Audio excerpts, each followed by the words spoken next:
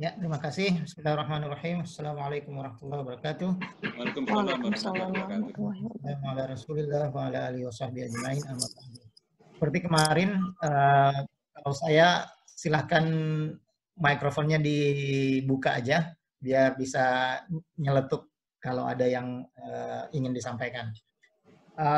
Saya tidak perlu panjang hari ini, kita sudah mulai kemarin, hanya karena kekurangan waktu untuk saling dialog, tanya jawab dan sebagainya. Nanti teman-teman juga bisa menyampaikan pandangannya juga, saya kira tidak ada masalah. Saya hanya ingin sedikit melihat kembali dari buku yang saya forward tentang fikih pandemi. Di situ ada masalah tentang ibadah yang kita laksanakan di rumah, entah itu sholat duhur, sholat di sholat tarawih berjamaah di rumah dan sebagainya. Kemudian ada juga pola interaksi sosial di masa pandemi.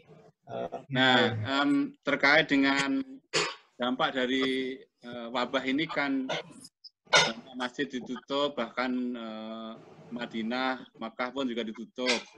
Nah, dengan adanya fasilitas seperti Zoom ini, apakah dimungkinkan untuk seperti misalnya saya ingin sholat berjamaah dengan orang luar melalui virtual gitu. Apakah sekiranya ada itu fatwa seperti itu atau dimungkinkan atau tidak itu, Ustaz? Oke, terima kasih.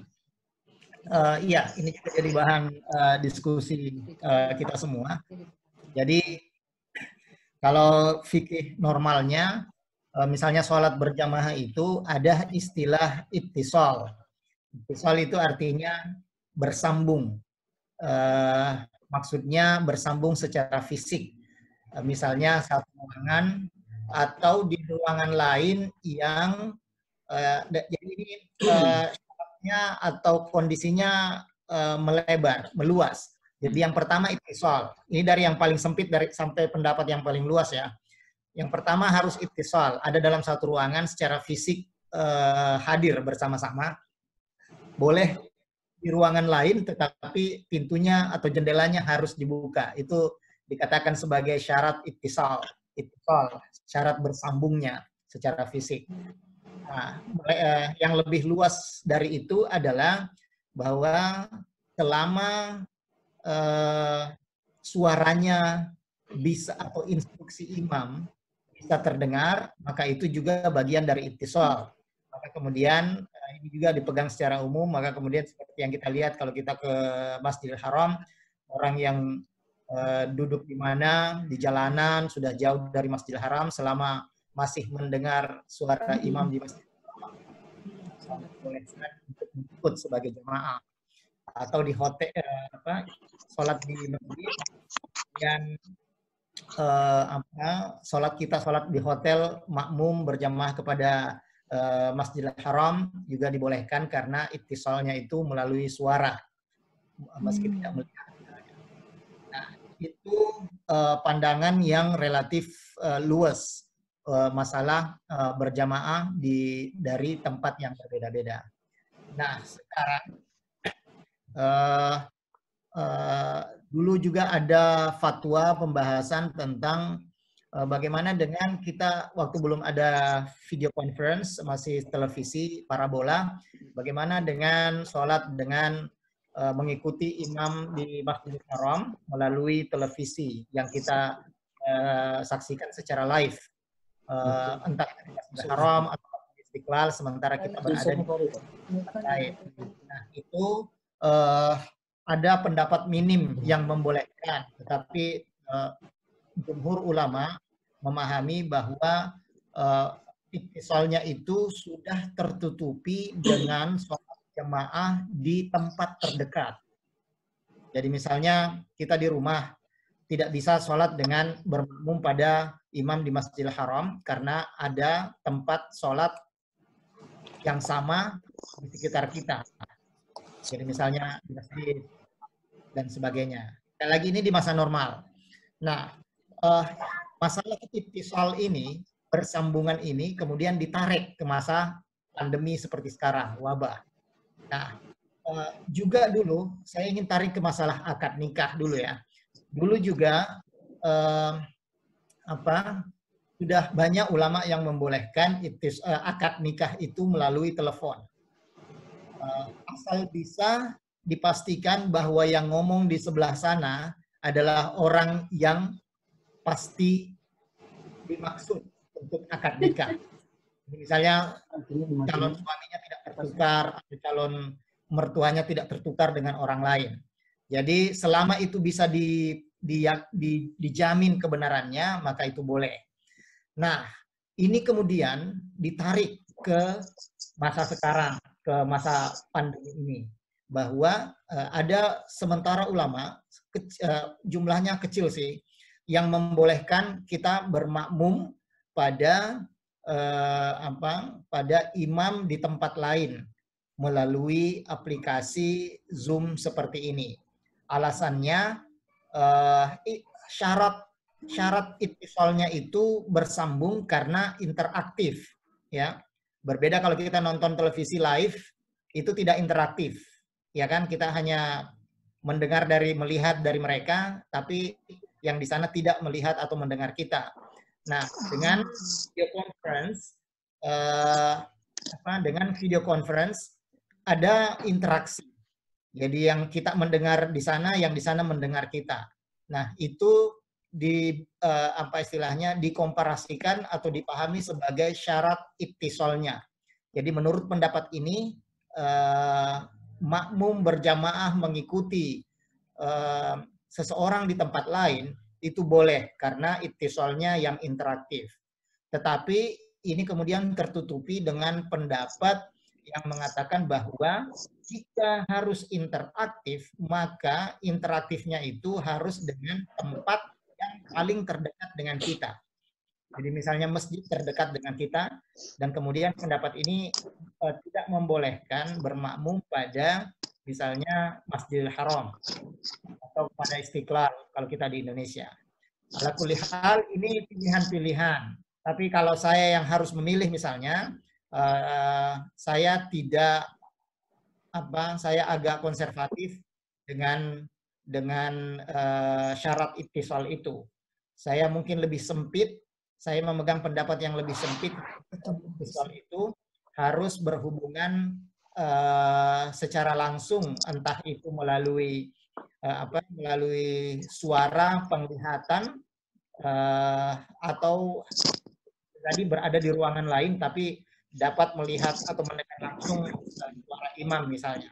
Dan itu berbeda dengan ittisal virtual seperti yang kita hadapi sekarang ini. Jadi ada yang membolehkan akan mengikut. Kalau saya sendiri tidak bisa mengikuti pendapat itu dengan syarat ittisal yang agak sempit buat saya. Mungkin juga subjektivitas saya karena saya dapat melakukannya sendiri misalnya, atau saya dapat melakukannya dengan jamaah sendiri di rumah misalnya. Mungkin ini kesulitan bagi teman-teman atau Bapak Ibu yang tidak bisa melakukan sendiri dengan berbagai kekurangan atau kelemahannya masing-masing. Nah, itu kemudian menjadi pencerahan mungkin buat kita semua. Kita semakin belajar untuk minimal imamin orang-orang di rumah kita sendiri. Ya khususnya ini menjadi kesempatan yang memaksa kita untuk mengimami istri keluarga di rumah. Jadi ada motivasi untuk semakin hafal ayat-ayat Al-Quran atau latihan untuk mengimami salat orang di rumah. Saya kira seperti itu, Pak Budi. Terima kasih, Ustadz. Mungkin pertama, kita berada di luar angkasa, maka kiblatnya sedapat mungkin menghadap ke bumi, karena kita berkiblat pada arah Ka'bah ya. Jadi kiblatnya sedapat mungkin mengarah ke bumi. Jika tidak mungkin, niatkan saja menghadap ke bumi, tidak ada masalah. Jadi lagi mengombang-ambing karena tidak ada gaya gravitasi, silahkan berdiam sejenak untuk sholat dengan cara yang bisa kita lakukan. Jadi kalau kita bayangkan di dalam pesawat ulang-alik itu kita tidak ada gravitasi, tapi masih memungkinkan kita untuk mengikat diri kita dengan seat belt atau apapun untuk bisa tenang dalam melaksanakan sholat. Kemudian ada kesempatan kepala menghadap kiblat, kita hadapkan ke kiblat, kemudian tinggal mengikuti arah pesawat aja. Yang penting niatnya tetap menghadap kiblat. Nah, itu tentang menghadap kiblat. Yang kemudian tadi ditanya lagi adalah sholat Jumat. Iya, pendapat Imam Syafi'i yang masyhur adalah jumlah sholat Jumat itu 40 orang. Tapi pendapat imam mazhab yang lainnya ada yang paling minimal, yaitu ada yang khatib, ada yang makmum, sudah cukup. Nah, jadi yang khatib misalnya jadi imam, yang satu menjadi makmum, dua pun sudah cukup untuk melaksanakan sholat. Nah, ya mungkin aneh buat kita yang pernah mengalami itu mungkin. Kita juga diingatkan dalam kesempatan beberapa terakhir ini bahwa siapa yang tidak melaksanakan sholat Jumat. Jadi kalau misalnya mengikuti pendapat Imam Syafi'i, tidak cukup 40 orang, jadi kemudian sholat duhur aja. Kemudian kita diingatkan dengan dengan hadis Nabi bahwa siapa yang meninggalkan sholat Jumat 3 kali, ada yang memahami berturut-turut, ada yang tidak memahami berturut-turut, atau anggaplah berturut-turut, maka kemudian Allah akan menutup hatinya. Itu teksnya. Dalam pendapat yang lain maka ia telah kafir. Nah, di situ ada teks yang menyebutkan alasannya. Mereka yang tidak sholat Jumat 3 kali karena melalaikan atau menganggap sholat Jumat itu tidak wajib, maka itulah mereka yang akan ditutup hatinya atau menjadi berdosa besar. Nah, kondisi pandemik seperti ini bukan dalam tidak nyambung dengan hadis tersebut, karena kita tidak punya pikiran untuk melalaikan sholat Jumat, tetapi karena ada wabah yang sedang menjangkiti dunia seperti ini, atau di dalam misi luar angkasa yang betul waktunya tidak hanya sebulan 2 bulan, tapi mungkin tahunan, juga ada dalam kondisi itu, bahwa dia tidak sedang melalaikan sholat Jumat, dia tidak menganggap sholat Jumat itu tidak wajib, tapi dia tetap menganggap itu wajib. Dia boleh melakukannya, mengganti sholat Jumatnya terus-menerus dengan sholat duhur, tidak ada masalah. Jadi sekali lagi seperti yang saya sampaikan terakhir, kita lakukan semaksimal mungkin yang kita bisa, dan itu mendekati situasi normal. Jika itu tidak memungkinkan, maka kita bisa melakukan apa saja tanpa ada perasaan, tanpa ada keinginan untuk memudahkan atau bahkan melalaikan ajaran-ajaran agama. Kira seperti itu, Pak Hasan. Terima kasih, Pak. Terima kasih. Jadi begitu tadi ya yang disampaikan oleh Ustadz. Ini adalah situasi yang mengikat karena ada pandemi, jadi tentunya harus kita pahami yang berbeda dengan yang sebelumnya. Mungkin ada yang lain, silahkan yang lain. Saya mau nanya, Mas. Dengan siapa ini? Nili. Wah, Mbak Nili, yuk silahkan. Ya, Pak Ustadz, saya mau nanya mengenai itikaf di 10 hari terakhir Ramadan. Saya belum lama ini baca kalau itikaf itu harus dilakukan dengan beberapa orang di masjid, baru yang lain bisa melakukan di rumah. Nah, di New Zealand ini masjid-masjid ini benar-benar nggak boleh dibuka. Jadi apakah nanti 10 hari terakhir kita nggak bisa beriktikaf? Oke, terima kasih. Iya, masjid memang ditutup ya saat ini. Saya nggak tahu dengan level 3 besok itu sudah bisa mengunjungi masjid. Masih ditutup, Pak. Masih ditutup. Ya. Oke. Nah, saya kira kalau mengikuti pandangan itu, Mbak Nelly, kalau mengikuti pandangan itu, saya meyakini di masjid itu tetap ada satu orang yang mungkin melaksanakan iktikaf. Jadi mungkin perlu ditanya, perlu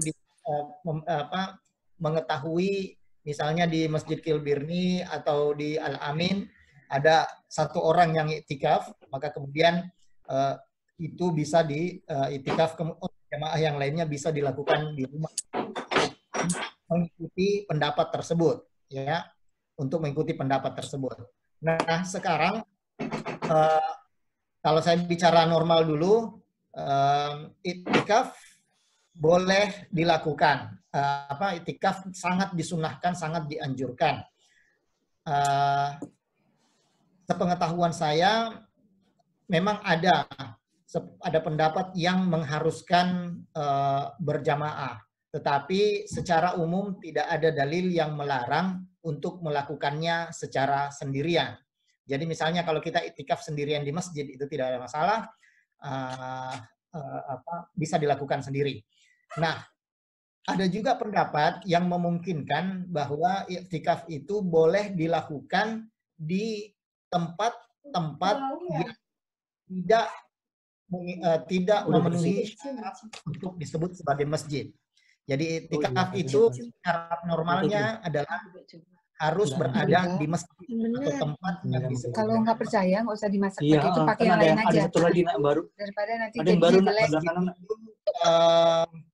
Syarat-syaratnya itu harus misalnya dilakukan sholat rawatib 5 waktu, dilakukan sholat berjamaah hari Jumat, itu disebut masjid.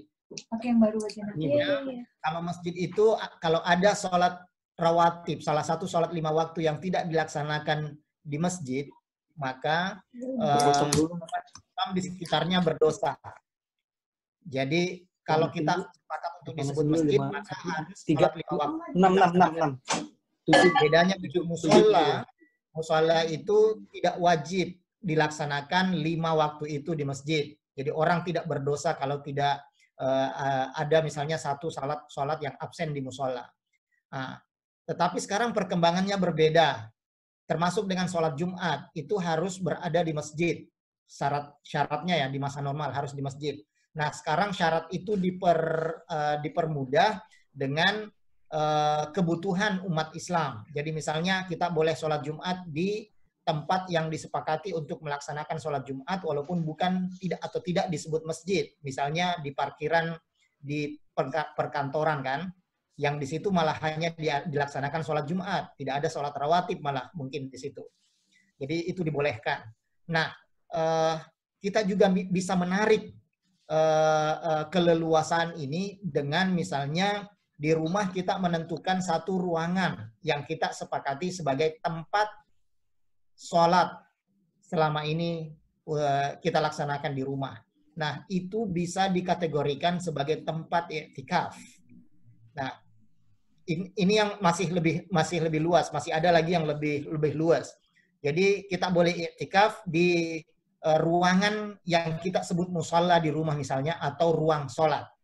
Nah, atau yang lebih luas lagi, ya di rumah boleh iktikaf dengan misalnya memberikan suasana yang seperti kita rasakan kalau kita iktikaf di masjid, tidak melaksanakan sesuatu yang tidak kita lakukan di masjid, memperbanyak zikir, memperbanyak sholawat, memperbanyak baca Al-Quran, memperbanyak apa saja yang memang kita lakukan secara normal di masjid. Sedapat mungkin kita membatasi diri melakukan kegiatan-kegiatan yang memang tidak kita lakukan kalau kita iktikaf di masjid. Jadi kira-kira seperti itu beberapa pilihan yang mungkin kita lakukan, Mbak Nelly. Oke, makasih. Kalau makan buka puasa itu kenapa harus yang manis? Oke, terima kasih. Mikael ini ya, Mikael namanya ya? Ya, Mikael. Ya, oke. Jadi Nabi Muhammad SAW praktek buka puasanya itu dengan kurma. Dengan kurma. Nah, ulama kemudian mengambil cerita atau mengambil karakter dari kurma itu untuk disesuaikan dengan tempat kita masing-masing. Jadi memang disunahkan kita makan kurma dalam jumlah ganjil ketika buka puasa, sebiji, 3 biji, 5 biji, dan seterusnya. Kemudian ulama sekali lagi mengambil karakter yang lainnya, Mas Mikail, misalnya bahwa kurma itu manis, maka itu boleh dibandingkan dengan makanan yang manis, kue-kue yang manis, penganan yang manis, teh yang manis. Ya, saya nggak tahu nih kalau ada orang yang sakit gula mungkin perlu memikirkan itu bagaimana mensiasatinya dengan pemanis yang lain atau tanpa gula pun tidak ada masalah. Yang penting niatnya berbuka dengan yang manis, bukan berbuka dengan yang atau orang yang manis-manis. Tuh lain lagi ceritanya tuh. Jadi kayak gitu Mas Mikail, itu mengambil dari praktek buka puasa Rasulullah Nabi Muhammad, bahwa Nabi Muhammad berbuka puasa dengan kurma yang karakter utamanya adalah manis. Nanti perspektif kesehatannya ada lagi, bahwa yang manis itu lebih mempercepat proses larutnya di dalam darah kita dan dengan lebih cepat membentuk atau menciptakan energi yang lebih cepat daripada makanan-makanan yang lainnya. Nanti ahli kesehatan lah yang bicara itu. Gitu kira-kira Mas Mikail ya. Paham ya? Good. Terima kasih. Terima kasih banget, jazakallah. Terima kasih, Mikael. Ya. Yang lain? Tad, boleh saya bertanya, Tad? Dengan siapa nih? Wahyu. Mas Wahyu, ya Mas Wahyu. Ya. Ini Tad, kebetulan saya di Wellington ini sebagai mahasiswa ELTO student. Oh, dari ELTO. Ya. Saya dari Kementerian Pertanian di Jakarta. Banyak komentar ini.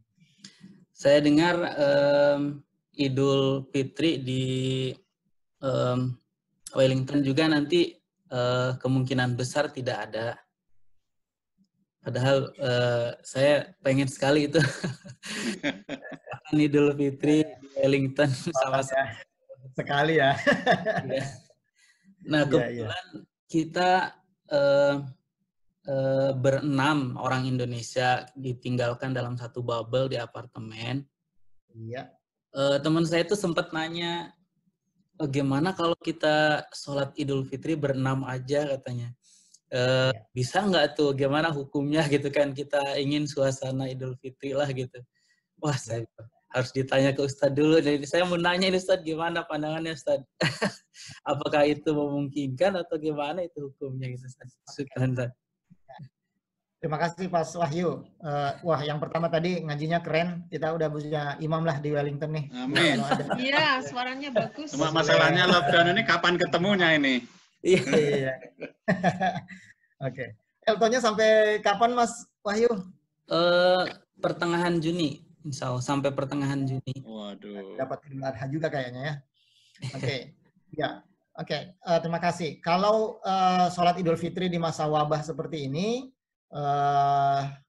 rekomendasi awalnya adalah menggantinya dengan sholat zuhur 4 rakaat seperti kita sholat isya dengan suara jahar di 2 rakaat pertama tanpa takbir yang 7 dan 5 di rakaat pertama dan kedua. Atau menurut Imam Syafi'i tetap 2 rakaat, dengan takbir 7 kali di awal, 5 kali di rakaat kedua seperti yang kita laksanakan di masjid bersama-sama. Nah, itu bisa dibaca di buku Fikih Pandemi yang saya forward beberapa waktu lalu. Oh, yes. Nah, tentang ini, sekarang sholat berjamaah dalam jumlah terbatas dalam suasana seperti yang ditanyakan Mas Wahyu tadi. Oke. Kalau mengikut fatwa ulama, jadi ini juga memang harus dilihat subjektivitasnya. Jadi kan begini, kita sholat jamaah berkumpul di masjid kan dilarang karena masalah wabah. Di rumah pun sebenarnya kita sholat jamaah karena kita ada berdua, bertiga dengan anggota keluarga. Tetapi bukan masalah jamaahnya yang ditekankan, tetapi menghindari penyebaran virus. Maka kita di keluarga inti misalnya kira-kira sudah memastikan atau berusaha semaksimal mungkin tidak ada di antara kita yang misalnya membawa virus tersebut walaupun statusnya PDP ataupun ODP atau orang tanpa gejala, itu status ketiga yang terakhir dikeluarkan ya. Orang tanpa OTG, orang tanpa gejala. Tapi semua potensial menyebarkan virusnya. Nah, itu bisa diambil perbandingannya dengan kondisi Mas Wahyu berenam, bertujuh, bersepuluh misalnya, ya mungkin tidak perlu mengundang perhatian di tempatnya, tidak perlu juga harus orang Indonesia, mungkin orang lain juga bisa mengatur sedapat mungkin di tempat tersebut, di ruangan tersebut, melaksanakan secara berjamaah, sangat mungkin. Jadi diambil berjamaahnya seperti kita berjamaah di ide berjamaahnya seperti kita berjamaah di rumah, tetapi masing-masing kira-kira memastikan, bukan menjamin ya, memastikan dirinya semua bersih sehingga tidak ada potensi untuk menyebarkan virus.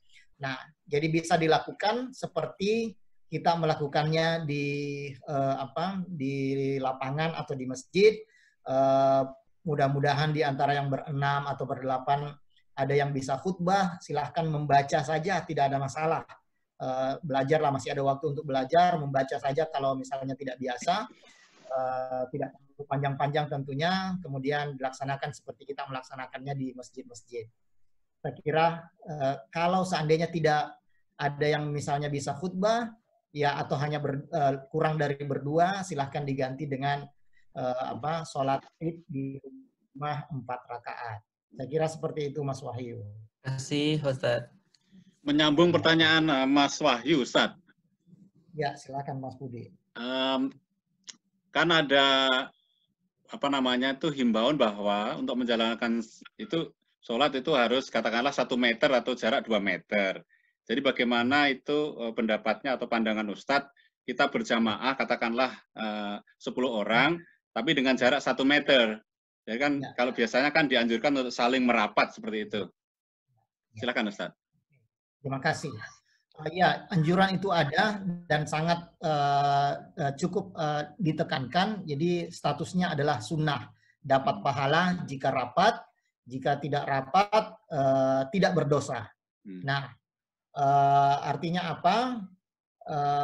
Jadi selama ini mendefinisikan rapat pun itu juga kita ada perbedaan pendapat dan itu bisa kita ikuti yang mana saja. Ada yang harus bersentuhan kulitnya atau pundaknya atau kakinya, ada yang tidak perlu, yang penting rapat. Alasannya utamanya adalah anjuran untuk rapat itu ada, tetapi mendefinisikannya berbeda. Alasannya adalah supaya tidak ada syaitan yang masuk ke sela-sela itu untuk menggoda kita dengan untuk tidak khusyuk dalam sholat. Nah, ini ada yang jahilin atau ada yang protes lah. Jangankan sela-sela 1 mili misalnya, setan pun bisa masuk ke darah kita untuk menggoda kita dan sebagainya. Nah, apapun itu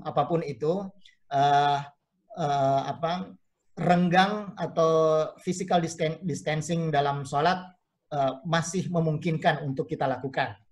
Jadi kenapa? Karena tidak ada larangannya. Statusnya adalah sunnah untuk rapat. Jadi kalau tidak dilakukan secara rapat, apalagi dengan pikiran bahwa untuk menghindari sebuah mudarat, maka kita boleh melakukan sholat dengan physical distancing seperti itu. Benar ada pandangan ulama yang juga mengatakan bahwa tidak ada prakteknya di masa Nabi, bahwa orang sholat renggang 1 meter, 2 meter satu sama lainnya. Tetapi ada pandangan atau rumusan konsep bahwa selama sesuatu itu tidak dilarang, maka kita boleh melakukannya, apalagi dengan alasan yang dapat diterima. Seperti kita ingin menghindari bahaya yang mengintai jika kita melaksanakan sholat berjamaah itu dengan soft yang rapat. Jadi saya berpandangan boleh sholat 1 meter 2 meter dengan jamaah yang lainnya. Tapi saya juga tidak menyalahkan pendapat yang tidak membolehkan sholat jamaah dengan renggang seperti itu dengan alasan yang saya sampaikan tadi. Saya kira seperti itu Pak Budi. Terima kasih Ustadz. Mungkin semuanya juga sudah jelas ya bahwa ketika kita mau mengadakan sholat Idul Fitri tentunya harus dipikirkan aspek-aspek ya untuk menghindari bahaya. Misalnya dengan jarak 1 meter tadi. Jadi saya kira itu lebih baik untuk kita. Mungkin di New Zealand kan akan turun menjadi level 3. Ketika level 3 mungkin katakanlah bahayanya kan lebih turun. Apalagi 2 minggu, mungkin 2 minggu ke depan, atau mungkin pas Lebaran itu mungkin sudah level 1 mudah-mudahan. Kalau level 1 saya kira sekali lagi Pak Budi atau Bapak Ibu sekalian, itu juga tergantung dengan cara kita mendefinisikan bahaya itu. Ya. Nah, sekali lagi cara kita mendefinisikan bahaya itu. Jadi kita sholat jamaah di rumah dengan keluarga inti, tetap dengan soft yang biasa, tidak ya yang biasa kita laksanakan, dengan keyakinan bahwa semuanya bersih, semuanya baik, atau tidak ada ya mengurangi potensi ya dengan bersih-bersih untuk mengurangi potensi penyebaran virus. Jadi sekali lagi dengan definisi kita tentang mudarat atau bahaya itu sendiri. Terima kasih Ustadz. Ya ada hal yang menarik kita bahas beberapa waktu ini tentang penyelenggaraan jenazah di masa wabah seperti ini. Ya, betul. Tentu sangat dibutuhkan ekstra hati-hati. Buat kita di Indonesia, kita sudah mengikuti protokol yang telah ditetapkan dengan segala macam dengan segala macam perlengkapan atau segala hal yang kita antisipasi supaya terhindar dari penyebaran virus seperti ini. Jadi betul-betul situasi yang tidak normal, betul-betul menguras psikologi kita, apalagi kalau misalnya yang meninggal adalah anggota keluarga kita, jadi akan sangat sulit kita bayangkan kalau itu kita hadapi. Tetapi itu kita harus lakukan dengan segala pertimbangan menghindari bahaya. Tetapi ada juga karena pertimbangan itu atau biasalah muncul di masa pandemi, tidak mesti COVID-19 seperti ini. Dulu ketika wabah AIDS atau malaria, kolera dan sebagainya, selalu muncul stigma yang diperkuat dengan pembahasan atau penjelasan teologis, penjelasan dari agama dan sebagainya. Jadi misalnya ada stigma sekarang, ya stigma hubungan dengan aib. Jadi sekarang ada beberapa masyarakat kita yang menganggap bahwa orang yang tertular dengan COVID-19 ini harus dihindari, betul harus dihindari, tapi alasan stigma tadi, alasan bahwa orang ini kena kutukan atau penyakit ini adalah penyakit aib dan sebagainya. Nah itu pandangan yang harus kita betul-betul hindari. Tidak ada penyakit kutukan dalam agama, tidak ada istilah penyakit kutukan dalam Islam. Banyak ayat-ayat Al-Quran yang menjelaskan tentang penyakit, tentang wabah, tapi tidak sama sekali menyebut itu sebagai kutukan. Sehingga stigma tentang wabah atau pandemi itu sebaiknya, sejatinya tidak boleh muncul di benak kita semua ketika ada wabah atau pandemi seperti ini. Tetapi sudah menjadi kebiasaan buruk memang. Setiap ada wabah, setiap ada pandemi, stigma ini selalu muncul. Maka kemudian ada kejadian di Banyumas beberapa waktu lalu, sebuah kuburan harus dipindahkan 3 kali hanya karena stigma yang berlebihan atau pandangan yang tidak tepat tentang orang yang sudah dikuburkan dengan aibnya, dengan penyakitnya, dengan virusnya yang dalam pandangan kedokteran sendiri sudah tidak akan bisa menyebar lagi karena inangnya sudah tidak ada, sehingga tidak perlu ada lagi mitos stigma seperti itu. Jadi stigma masyarakat sekitar yang menginginkan kuburan itu dibongkar adalah bahwa supaya masyarakat sekitar tidak terkena kutukan penyakit tersebut. Nah ini stigma yang betul-betul keliru. Jangan sampai, dan memang ini selalu menjadi, sekali lagi menjadi persoalan ketika ada wabah. Karena stigma itu yang lebih menyiksa kita atau anggota masyarakat kita daripada eksistensi dari virus atau wabah itu sendiri. Jadi misalnya dulu di waktu HIV/AIDS itu ada stigma bahwa ini adalah penyakit moral, penyakit perempuan misalnya. Padahal datanya 70% orang yang hidup dengan HIV/AIDS itu adalah laki-laki, atau 60% dari model penyebaran HIV/AIDS itu bukan di tempat-tempat lokalisasi, bukan di tempat-tempat atau karena perzinahan, tetapi justru beredar banyak misalnya di rumah tangga karena pasangan yang jajan di luar, tidak mesti suami, tidak mesti istri, atau beredar melalui alat cukur yang tidak bersih di tempat-tempat kita bercukur, motong rambut, kosmetik dan sebagainya yang memungkinkan transfusi darah yang minim dan itu memungkinkan berpindahnya virus. Nah, jadi sekali lagi saya hanya ingin menekankan jangan sampai stigma itu lebih menjadi masalah di masa wabah ini daripada penyakit itu sendiri. Kita sudah menderita dengan penyakit itu dan karenanya kita tidak perlu tambah-tambah dengan stigma. Nah, ini termasuk dengan cara kita selalu menyebarluaskan, men-share informasi-informasi yang tidak jelas tentang wabah ini. Saya kira itu satu hal yang perlu kita renungkan juga, Pak Budi dan Bapak-Bapak, Ibu-Ibu semua. Terima kasih Ustadz. Pertanyaannya adalah mengenai zakat di saat pandemi ini. Bisakah kita membayarkan zakat ke Indonesia? Karena MUI mengeluarkan fatwa bahwa zakat ini bisa diperuntukkan untuk penanganan COVID-19. Sementara di New Zealand kan tidak membutuhkan kondisi seperti ini. Gimana nih Ustadz, pandangan Ustadz ini? Ya. Dalam situasi normal pun kita boleh mengirimkan zakat kita kemana saja yang kita anggap dengan subjektivitas kita lebih membutuhkan.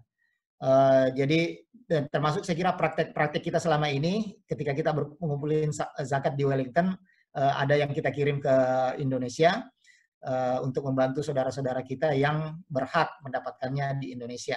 Itu situasi normal, apalagi di situasi pandemi seperti ini, apalagi dengan misalnya pandemi di New Zealand tidak separah kita di Indonesia. Jadi kalau bicara kebutuhan, maka saudara-saudara kita di Indonesia lebih membutuhkan bantuan zakat itu, sedekah itu daripada mungkin oleh saudara-saudara kita di New Zealand. Siap. Jadi ya pembahasannya panjang tentang apakah standarnya karena kita hidup di New Zealand harus ikut standar Indonesia atau standar New Zealand. Nah, jawaban yang paling umum adalah kita ikut di mana standarnya di mana kita hidup saat menjalankan atau membayar zakat tersebut. Jadi saya kira seperti itu Mas Budi. Terima kasih Ustadz. Ini masih ada waktu sekitar 5 menit. Mungkin kebetulan ada Pak Dubes. Mungkin ada pesan-pesan dari Pak Dubes Pak. Mungkin di akhir pertemuan ini Pak.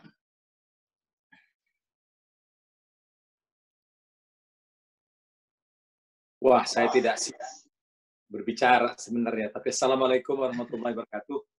Waalaikumsalam warahmatullahi wabarakatuh. Bapak Ibu, kaum muslim dan muslimat yang sangat saya banggakan. Saya mau nanya dulu karena saya telat, mohon maaf ini. Ustaz sendiri di Canberra atau di Indonesia? Saya lagi di Jakarta Pak Dubes. Oh, pantesan latar belakangnya itu Indonesia sekali. Oke, baik. Terima kasih atas kesediaan dari Ustadz Farid yang meskipun secara fisik tidak lagi bersama kita, tapi pikiran dan emosinya selalu bersama kita di Selandia Baru ini. Merespon apa yang disampaikan oleh Pak Budi, jadi ada beberapa penceramah yang saya hubungi dari Indonesia, termasuk Kak Agim. Kak Agim benar-benar lagi mengusahakan waktunya karena ternyata dalam kondisi seperti ini, jadwal dari penceramah-penceramah top juga padat. Iya, Pak. Pasti. Iya. Padat buat Zoom. Dan buat Zoom. Semuanya di rumah sih, tapi padat. Iya. Walaupun di rumah, tapi padat. Nah, yang saya ingin juga hadirkan itu adalah duta besar kita di Riyadh. Saya rasa ini di samping beliau adalah seorang ustadz, seorang negarawan, dan juga seorang duta besar. Banyak pandangannya yang rasanya bagus apabila kita dengar langsung dari beliau, di samping penanganan COVID sendiri di Saudi Arabia itu seperti apa. Karena untuk pertama kalinya kita melihat Masjidil Haram itu kosong, ya. Mekah itu kosong. Nah, ini apabila kita bisa mendengarkan dari orang yang langsung tinggal di sana, dan kebenaran adalah orang Indonesia tertinggi di sana, saya rasa ini akan menjadi sesuatu yang baik. Saya tidak ada yang ingin saya sampaikan, saya cuma ingin mengucapkan terima kasih aja kepada Ustadz Farid. Jadi Lebaran di Jakarta? Lebaran di rumah di Jakarta. Di rumah. mau ke Makassar nggak bisa, Pak Dubes? Nggak bisa kemana-mana. Iya. Terima kasih. Terima kasih Pak Dubes atas nasihatnya. Dan kita doakan selalu, mudah-mudahan kita akan selalu dapat ustadz-ustadz yang akan menemani kita di jelang buka puasa ini. Amin. Ya, sekali lagi besok kita akan ada Ustadz Reza Abdul Jabbar dari Infokagil yang akan share kepada kita banyak hal. Tentu masalah bisnis juga bisa ditanyakan nanti. Nanti Ustadz Farid kita akan minta lagi mungkin minggu depan lah. Ustadz ya, jangan kapok Ustadz ya. Terima kasih banyak. Mungkin kalau ada, ya, saya tahu Ustadz juga lagi sibuk di stasiun TV, jadi terima kasih banyak ini.